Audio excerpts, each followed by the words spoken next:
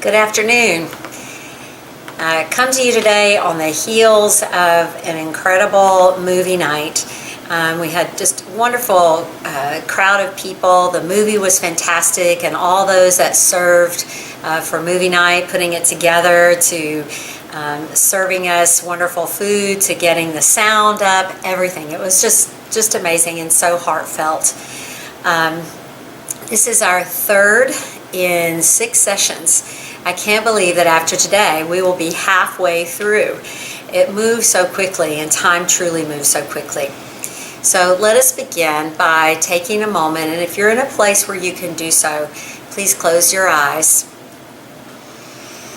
And with your eyes closed, you can take a cleansing breath, just taking a deep breath in and a cleansing breath out.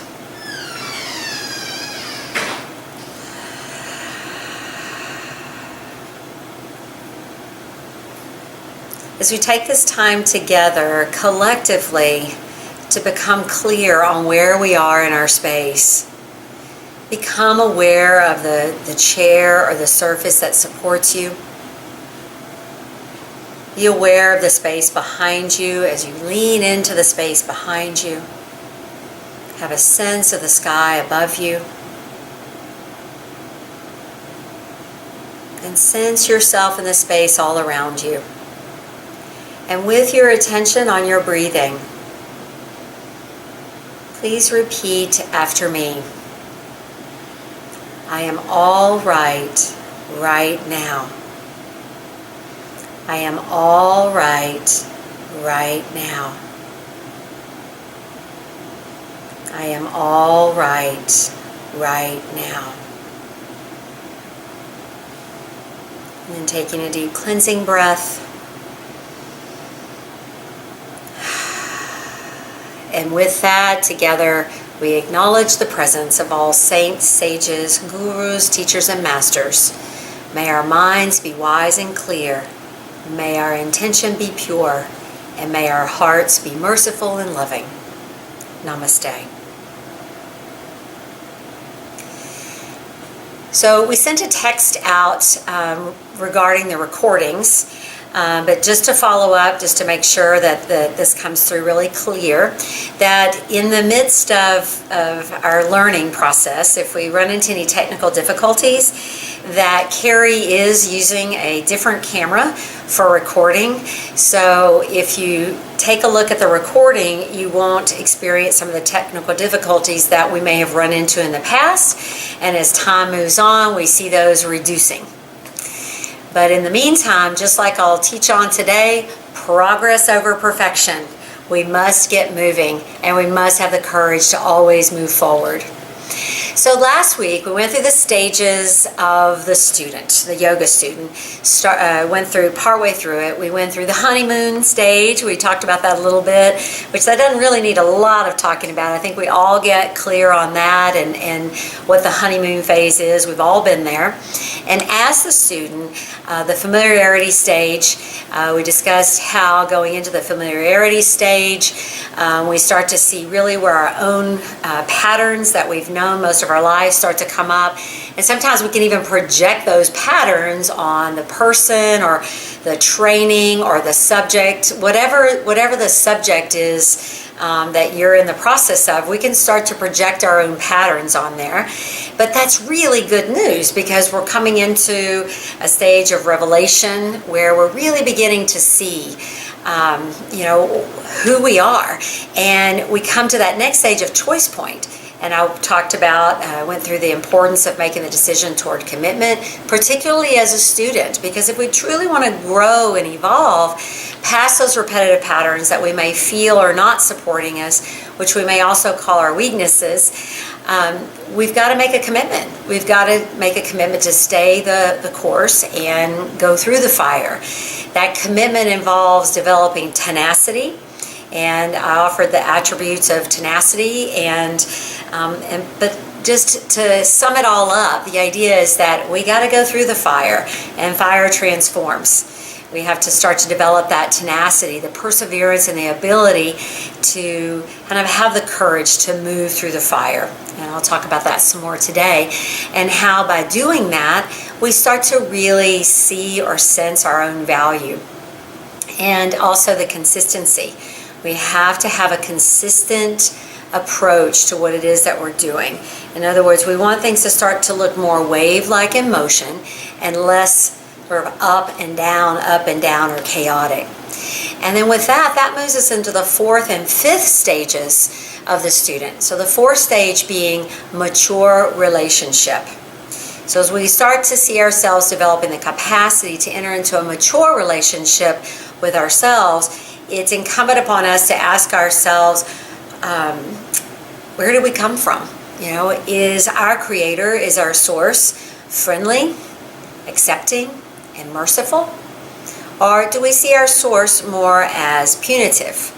Because however we view and whatever our relationship is with our Creator or the source from which we came into this state of being will be the lens to which we view the world. It completely colors our perception. So if we view a source and where we came from as friendly, as supportive, we will start to view the world that way. So it is important, however, to know where we are.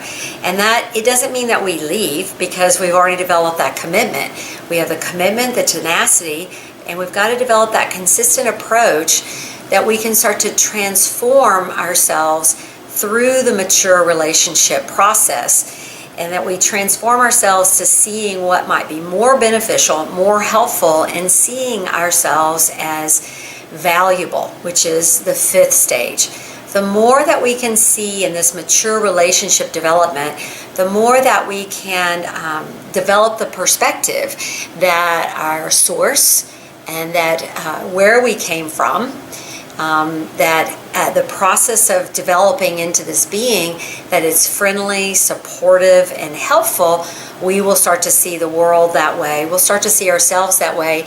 And in fact, we start to value, which is stage 5. We start to value our own existence. This is incredibly important. So it is from the mature relationship that we really, our mature relationship with ourselves, that we really start to value not only ourselves, but others.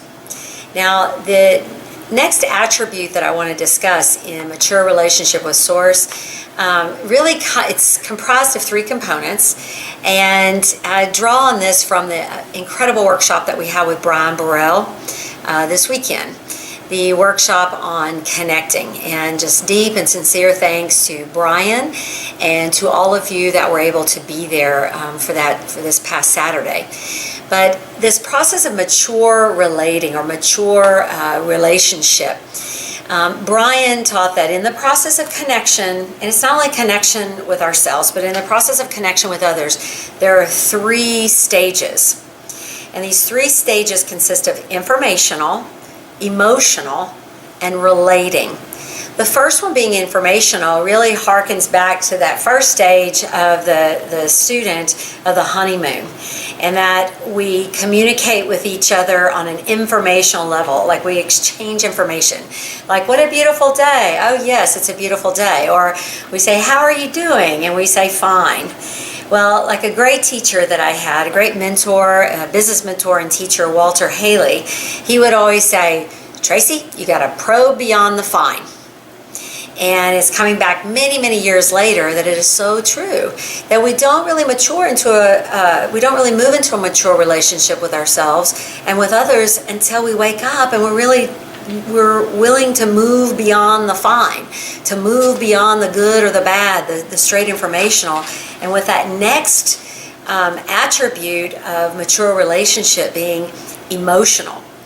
Brian shared with us this weekend in summation that at the emotional stage, that's when we start to become more aware that we're having some emotional interactions, and we start to actually begin to become more honest, not only with others, but with ourselves, where we are emotionally. Now, this also harkens back to the second stage of the student of familiarity. We start getting into that familiarity stage, but this is a really important part of moving through a mature relationship, is that we have to be willing to tell ourselves the truth about what we're feeling emotionally. Many of us, all of you guys being just incredible students, might tend to say, oh, I feel angry today, or I feel sad today, or I feel afraid. And we start to think, oh, I'm not a good student if I feel this, or oh, I'm not making progress, or something's wrong with me, instead of really being able to acknowledge that maybe you feel afraid, or that you feel angry, or that you feel sad. And one of the exercises, or one of the practices that you want to learn to do consistently, is noting and labeling emotion. And so when we start to become more aware of our own emotional state, and we note and label emotion, we start to enter into a more mature relationship with ourselves, a more truthful and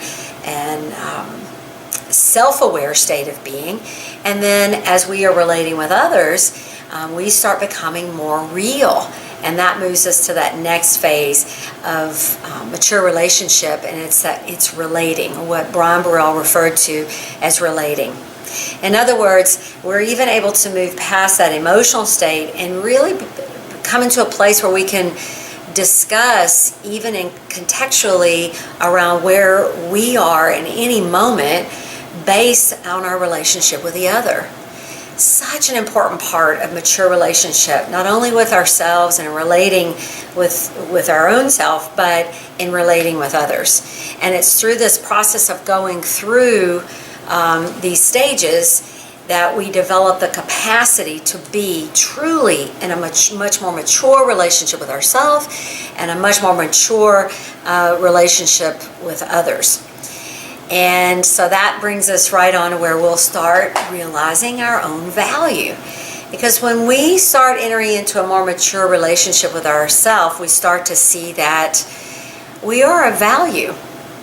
We start to know our own unique worth. When you can start to really not just, and it moves beyond knowing intellectually, but with the heart, with this heart sense of, I know my own unique worth. When we get this sense on a deep and cellular level of what our own unique worth is, then what we stand for has meaning. And I've put together some attributes to go along with this. 3 primary attributes that we develop: humility. Humility is that ability to let go of control. And what is it that we're normally trying to control? It's our own fear. Most of the time we're afraid. We're afraid to do the things that we might want to do, to speak the truth that we need to speak, to tell someone the truth, to be able to really interact with another on a very mature level. But we've got to let go of control. But letting go of control isn't just something outside of us, but it's letting go of control on our inner world. If any of you remember back to our last session together, I discussed how we've got to be willing to look foolish to really get to wise. And so most of the time our greater fear is looking foolish or making a mistake. But it's through that ability of developing humility, of letting go of control, and doing that which we're afraid. Or like my beautiful and wise husband says, we've got to eat fear for breakfast. And believe it or not, through humility, we gain a great degree of courage, because humility is letting go of control. The opposite of humility, being identifying with our ego, is we're trying to hold on to everything, or almost like we're trying to hold on to something inside of us. So our behavior or the ways that we show up are palatable to other people. But when we spend our lives trying to be palatable to other people, then we lose a huge sense of who we are. But as we let go of control, develop humility, to lay aside fear, to go through the fire, the transformative fire of fear, we develop courage. And through that courage, through developing courage, more and more we start to have a deep experience of our own value, our own unique worth, everything that it is that we bring to the world. And we go to sleep at night just feeling a sense of true connection with ourselves and not just constantly kind of picking ourselves apart from everything that we've done through the day. Asking ourselves, did we make so-and-so happy? Did we make this other person unhappy? But in other words, we say, I did what I could. I made some mistakes. And now it's time to begin again. We let go of control. Letting go of control means that we even let go of our own mistakes. And from that next attribute, gratitude. In other words, we have so much gratitude for our own breath. We have so much gratitude for our own life experience. We don't really have time to let fear control us. There's just no time for that. We have such gratitude for life, for every moment. See, gratitude is value. It's seeing not only your very breath and yourself as valid and as valuable, but we see everything that comes to us. Yes, even the obstacles, the challenges, and even the ways that we might make a fool of ourselves. Because through all of that, we're able to truly experience what it means when we show up wise. It is going through that fire that we know what it means to value ourselves, to truly know our own unique worth. I wake up each and every day asking myself that question, what can I bring to the table? Not just through what I say, but through my own experience. Through my own experience sometimes of needing to be the fool and also showing up as the wise teacher. But I'm absolutely willing to do whatever it takes through example to demonstrate what it means to value ourselves. Now, the third attribute I have is devotion. So when to help us develop that sense of value and self-worth, we come into a place of being more devotional. Now, what I mean by devotional, it involves prayer. It involves prayer. The Sanskrit word is referred to as Ishvara Pranidhana. It's tuning in to a frequency that at times we may not be tuned into. At times we might tend to tune in to certain frequencies or resonate with that which isn't in our highest good. So for example, if we've been watching images on TV or listening to things that are of a darker nature, maybe tend to block our light, our ability to see, to enter into a more devotional state might look something like, to my source, or to all that is, our dear God, our dear divine being. I really am not sure what it is I need to do in this moment, but I am willing to tune into that intelligence which turns me toward my highest and best good and the highest and best good for all beings. This is a devotional or a positive affirming prayer. And to be devotional, it doesn't mean that we're begging and we're saying, please, please, please show me. That type of prayer is more like a begging or looking outside of ourselves. But when we use our own inner voice, we strengthen our ability to see our own unique worth, to see our own value. Then we see that we are worthy to tune in to the frequency of all that is and all that is eternal. So this is what I mean by devotional. So humility, the willingness to let go of our fear, gratitude, deep appreciation for everything, for every moment, for the breath that we take, and for the words that we speak, and for the people around us, and devotional. Developing the ability to pray a positive affirming prayer, that to be devotional is that we tune into and become a resonant frequency that serves not only us, but the highest good for all. This is when we know that we're starting to become more mature in our relationship with ourselves and others, and have moved right into the stage of the student of really knowing our own value. Now, another very important and clear word I want everyone to walk away with today is the word courage. Courage is an incredibly important virtue that we must develop. But the only way that we develop courage is to do that which we fear. And interestingly, I have learned through experience that the more that I do what I'm afraid of doing, the more courage I develop, and the more I want to do those courageous things. And the other really cool result of it all is that my confidence and perspective of myself begins to shift, and I feel a sense of confidence. And if I feel more confident and more confident to take that step forward of what I need to do, then I enter into a relationship with everyone else in a much more confident way. And this is what we all need. As we develop a sense of our own value, of our own unique worth, we develop our confidence. Now, developing courage and the confidence to speak up, to act on what we need to act on, requires that we are willing to see our strengths and also willing to see our weaknesses.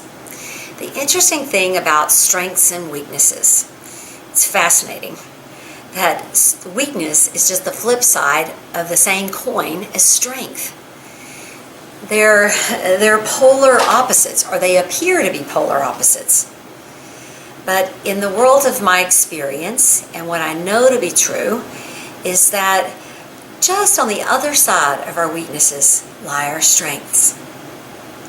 We must be willing to see where we are weaker to get through to where our strengths are. And then to develop confidence, we've got to have the courage to focus on our strengths when we're feeling the most weak or the most vulnerable. You know, if we see vulnerability as weakness, then we've got to be willing to feel that vulnerability of seeing our weaknesses. Through all of that, we start to develop the capacity to clearly know what our impact is on our space and on the world. But through developing the courage to see our strengths, and yes, it does take courage to see our strengths. There are times when we feel that, or we've allowed fear to darken our view, that we will resist seeing what our strengths are. And I encourage you to find that. There's a really neat website, strengthfinders.com, and I'll tell you, I'll look it up for you for next week, and I need to jot a note to make sure that I remember that. But I'd like for you to visit that website. There's a wonderful questionnaire on strengthfinders.com that I visited quite a while back, and you can take this quiz, and it'll reveal to you your strengths. And you'll also begin to see that through the strengths, right on the other side of that, can be our weaknesses. But that's a nice tool. But I know that most of us are really clear where our strengths lie. All we really need to do is be able to take a look at our weaknesses, and we start to see where our strengths are, where our weaknesses lie. Now, to be able to take that inventory, that leads us into the next stage of the student, which we'll talk about next week. And really in the coming weeks, we'll be spending quite a bit of time on teacher, leader, entrepreneur. But that takes us right into the ability to start to teach. But to be able to move into teacher, we've got to stay on developing our courage. And I've put together a list of some things that you can do, today to start to develop your courage. One of them is speak up. Speak up, speak up, speak up. I cannot say it enough. So often we're so afraid to speak what we feel is true because we're afraid somehow, again, we might look foolish, or maybe we're wrong, or maybe we've made assumptions about others that we're not clear on. But I'll tell you what, if you're a student of mine, I say speak up, speak up, speak up. The more that we learn to speak up, the more clear that we become about our own truth, And the more that we speak up, we develop courage. We've got to speak that which it is we're most afraid to say. And as we start to speak up that which we're most afraid to say, we develop our courage, like the courage of the lion, the lion-hearted. Secondly, do what you're afraid of doing. Our success and our failures are very important. Last week, I believe I shared that we've got to develop the courage to fail. Because truly, it's on the other side of failure that our success lies. But even when we experience success, there's always another mountain to climb, or at least another next stage to reach. There's always a bigger view just on the other side. So we've got to do what we're afraid of doing. Today is a great day to take a look at what am I most afraid of, and what can I do today that I feel afraid of. 3, the willingness to break out of our comfort zone.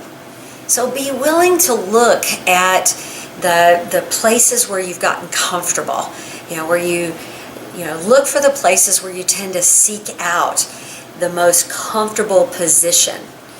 If you tend to go into a room and go, where's the most comfortable place? Or, if you tend to hide from others. I encourage you today to be willing to look at the things that you do that tend to secure your comfort zone and be willing to break out of those. And then repeating what I've mentioned earlier around building up courage. 4, we've got to see our failures. Be willing to see our failures. I sent a message to the leadership circle today and I said, we cannot sugarcoat. We've got to learn to get out of sugarcoating. And I'll tell you, every time we have a success, there's a failure just on the other side if we're really looking at the next mountaintop. Be willing to fail, and be willing to fail miserably. It's an important part of developing courage. And develop the capacity for yourself to do so without sugarcoating it. This develops our courage, and we start to understand that failure is not wrong, it's not evil, it's not bad, it's not dark. We develop the courage to fail. What if the baby was so afraid of falling that it never got up to walk?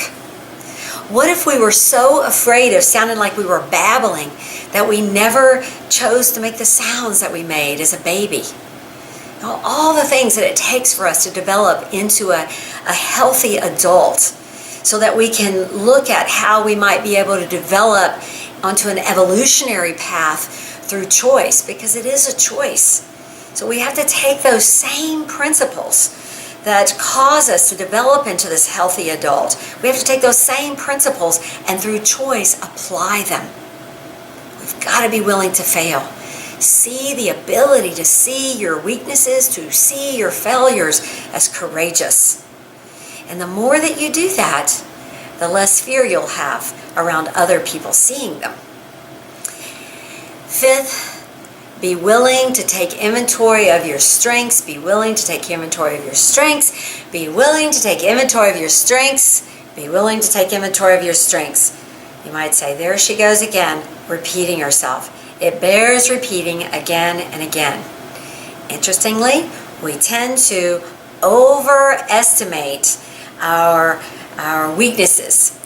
We tend to overestimate how much or how little we bring to the world, if that makes sense. We tend to underestimate our strengths. We've got to learn to really look at our strengths and shine the light on them. That's one thing that I have found that really pulls me forward. If I'm willing to look at my strengths, while at the same time knowing what my failures are, but I use the light of my strengths to see what the weaknesses are, then I can move clearly through whatever it is I need to do. But we have to be really willing to see our strengths and to speak it, to say, this is what I'm really strong at. Very few people can really begin to name right away what their strengths are. I can very quickly name my strengths. just as I can name my weaknesses. One, I know I'm a great strategizer. I can tend to, in the present moment, have a sense of how things might go, while at the same time being clear on how I choose to see them going. And I have, through that strategizing, I have the ability to not create a conflict between the two, but to keep my eyes on the horizon. So that's a strength that I have, a great strategizer. Another strength that I have is the ability to love people deeply, to see people's value, to see people's strengths, to also see people's weaknesses without having them need to be bigger than what the person's strengths are. So I've got a list of what my strengths are, and I've got a list of what my weaknesses are. I'm very clear on them. As a matter of fact, that's one of my strengths. So one of my strengths is I developed courage to be able to do that. And I've developed courage to be here in this with this camera in front of you. I shared with Carrie today, I said, you know what? My nervousness has not really dissipated. As a matter of fact, it seems the deeper I go into this, the more afraid I become. I feel afraid of failing. I feel afraid of looking foolish. But I know my strengths. And I know that my courage is bigger than that. And so I'm here in front of you. Next, we've got to be willing to live our passion. Now, what does that mean? Well, what ignites you? As Brian said this weekend in the Connection Workshop, he says, what makes you come alive? One of our sentence stems was, what makes me come alive? What makes us come alive? And then whatever we feel that igniting, use that fuel to fuel your passion, or in the 7 steps of processing information, to fuel your enthusiasm. The origins of enthusiasm comes from the word enthusios, means of God or coming from God. So to ignite our passion and to live that from the inside out is to live enthusiastically. And sometimes people think that to live enthusiastically means to live in an extroverted way. Not necessarily. We can be an introvert, we can be an extrovert, either way.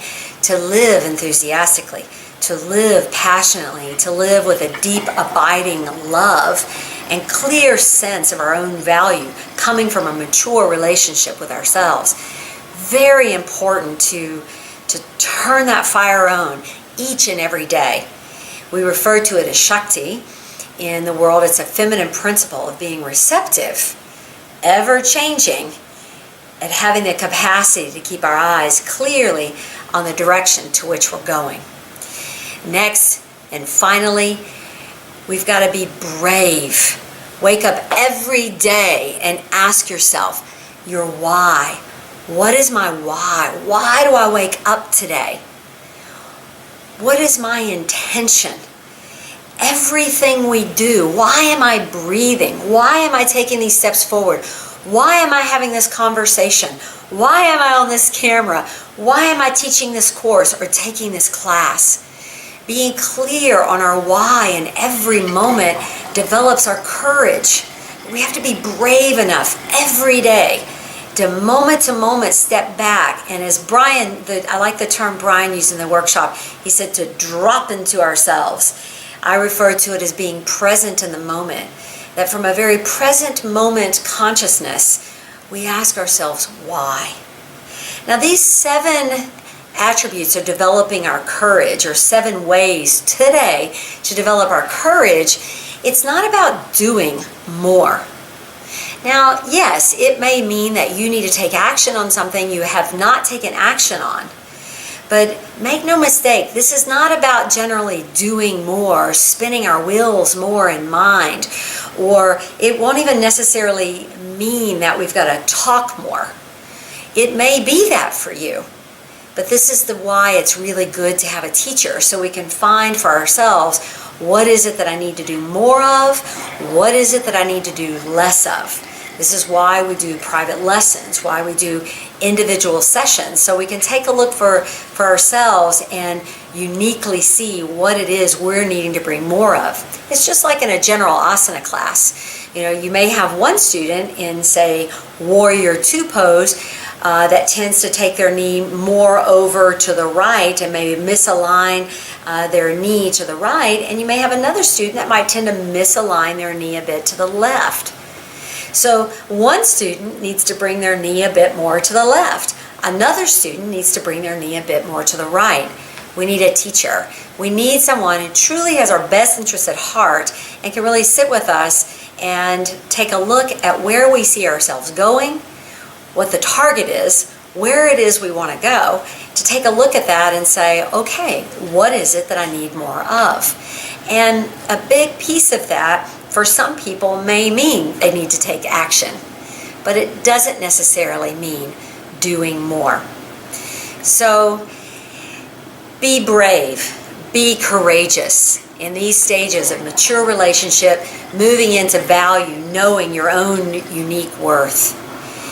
Be clear that when we live our lives afraid, we tend to overestimate the risk that is involved in doing what it is that we want to do in life. And then we underestimate our strengths and our abilities. Make the strengths bigger. Make your abilities bigger. Be willing to see your weaknesses and know that it will be risky. We've got to risk being willing to look foolish to move to the other side of wise. Often whatever it is we want to create, the person that we want to be is just on the other side of our fear. And we've got to be willing to go through the fire. So today, be willing to go through the fire. Don't let fear of making the wrong decision stop you from making a decision. You don't want to wait till you know all the facts about any given situation before you move forward. And above all, never let self-doubt, doubt in yourself, hold you hostage to being courageous. Step on the other side. You don't need to know all the answers. And as my beloved teacher, master teacher, Jason Campbell always says, progress over perfection. The idea of perfection is simply something that holds us in a place of failure and holds us bound by our fears. Know that to create a better you means you're gonna have to be a braver you. To create a better world, we need a more courageous world. So to evolve and to grow, we're going to have to be willing to be brave. So that is all I have to say about that. And so at this time, Carrie, if anyone has any questions. No questions? Not yet. We'll wait a few moments.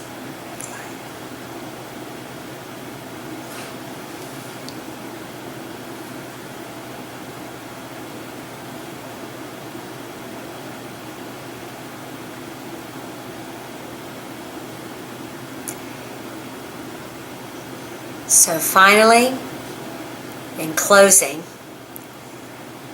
I dare you all to be great, to be courageous.